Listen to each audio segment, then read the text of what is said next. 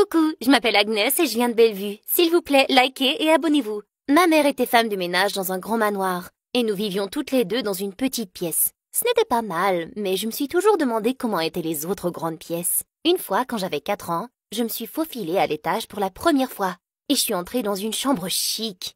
Il y avait un lit géant et wow! Il était si doux et rebondissant! J'ai grimpé dessus et j'ai sauté comme une folle. Soudain, quelqu'un est sorti des toilettes et a crié. « Toi! Que fais-tu dans ma chambre ?» C'était Madame Darcy, la riche dame qui possédait la maison avec son mari. J'ai immédiatement sauté à terre et essayé de m'enfuir, mais je suis tombée sur Monsieur Darcy à la porte. « Qu'est-ce que cette fille fait ici? N'est-elle pas la fille de la femme de chambre ?»« Si, chérie, je ne sais pas pourquoi elle est là. Je vais vérifier si elle a volé quelque chose. »« Non, je n'ai rien volé. Mais je peux prendre ce lit? »« Oh, mais alors, où allez-vous dormir? Alors je peux sauter dessus une dernière fois, s'il te plaît ?» Haha, cette fille est intelligente et mignonne. Il m'a remis sur le lit et m'a dit que je pouvais y jouer aussi longtemps que je le voulais. Il était si gentil. Mais en regardant Madame Darcy me regarder fixement, je me suis enfuie tout de suite. Quelques jours plus tard, nous avons appris que Madame Darcy était enceinte. Et bientôt, la petite Bella est née. Bien qu'elle avait 4 ans de moins que moi, nous avons grandi comme les meilleures amies du monde. Et lorsque l'heure de l'école a sonné pour Bella, elle a insisté pour que je quitte mon école publique et rejoigne la sienne à la place. Et Monsieur Darcy a accepté avec joie. J'étais super nerveuse, mais mes camarades de classe étaient cool et je me suis vite fait des amis. Je me débrouillais aussi très bien dans mes cours, mais malheureusement, Bella n'a eu que des F à ses examens.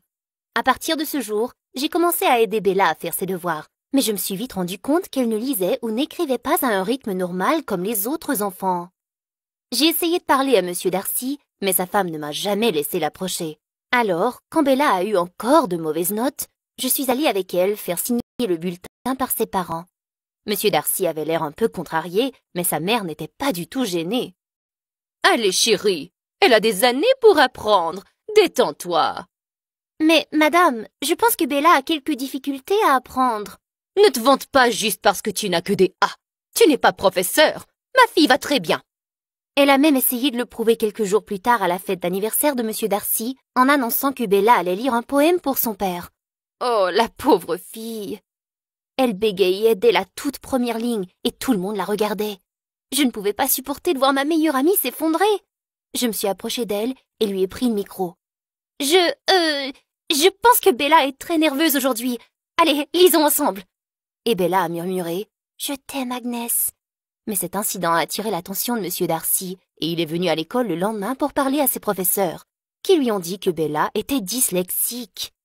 C'est alors que Monsieur Darcy s'est arrangé pour trouver un tuteur spécial pour Bella, et j'ai continué à l'aider à faire ses devoirs et à préparer ses examens. Les années ont passé et elle s'améliorait bien. Enfin, en 6e année, quand Bella a eu des A, personne n'était plus heureux que moi, et les Darcy ont même organisé une fête pour célébrer ça. J'aidais maman dans la cuisine quand j'ai entendu Monsieur Darcy appeler mon nom. J'ai jeté un coup d'œil et il m'a fait signe de les rejoindre. « Viens, Agnès. Vous êtes un vrai ange aujourd'hui. Tu es celle qui a compris Bella plus que nous et qui l'a toujours aidée. Cette fête est pour toi. » Alors qu'il m'emmenait gentiment